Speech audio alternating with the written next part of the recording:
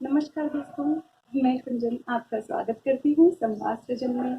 आशा करती हूँ कि आप सभी सकुशल होंगे। दोस्तों, आज के दौर में हम जब समानता, स्वतंत्रता और अवसर की बातें करते हैं, तो कहीं न कहीं किसी मोड़ पर हमें औरतों के साथ भेदभाव देखने को मिल ही जाता है। जहाँ ये साबित हो जाता है कि समानता की बातें सिर्फ बातें ही हैं, चाहे वह लड़की कितनी ही पढ़ लिख जाए। खैर दोस्तों, यदि इस विषय पर बोलना शुरू किया तो यह वीडियो कई घंटों का बन सकता है। दोस्तों, इस जगह यदि हम बात करें अमृता प्रीतम जी की, तो उन्होंने अपनी ज़िंदगी अपने हिसाब से जी। कैसे भी हालात हों, कितनी भी मुश्किल परिस्थितियाँ हों, उसमें हौसला देने वाली, हमें जीना सिखाने वाली हमारी आदर्श अमृता प्रीतम जी। नारी व्यथा पर उन्होंने कई कविताएं लिखी हैं।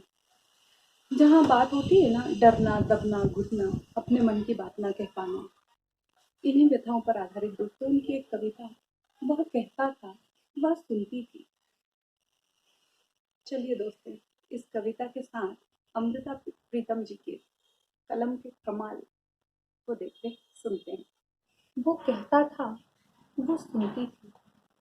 वो कहता था, वो सुनती थी। जारी था एक खेल कहने सुनने का।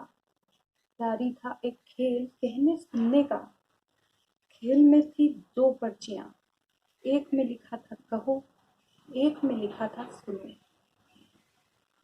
अब यह नियति थी या महज संयोग, अब यह नियति थी या महज संयोग, उसके हाथ लगती रही वही पर्ची जिस पर लिखा था सुनो सुनो। वह सुनती रही, वह सुनती रही। उसने सुने आदेश, उसने सुने उपदेश। बंदिशें उसके लिए थी, उसके लिए थी वर्जनाएं। बंदिशें उसके लिए थी, उसके लिए थी वर्जनाएं। वह जानती थी कहना सुनना नहीं है केवल क्रियाएं। राजा ने कहा जहर पियो, वह मीरा हो गई। ऋषि ने कहा पत्थर बनो, वह अहिल्या हो गई। प्रभु ने कहा निकल जाओ, वह सीता हो गई। चिता से निकली चीख किन्हीं कानों ने नहीं सुनी, वह सती हो गई।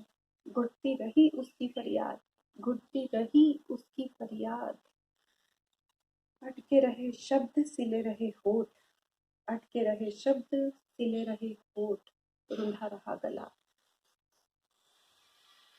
उसके हाथ कभी नहीं लगी वह पर्ची, उसके हाथ कभी नहीं लगी वह पर्ची जिस पर लिखा था कहो कहो। यह बात दोस्तों हमें अपने आप से भी पूछनी चाहिए। कहीं ना कहीं जाने अनजाने हम भी तो ऐसी कोई पर्ची नहीं बना रहे जिस पर लिखा हो सिर्फ और सिर्फ सुनो सुनो।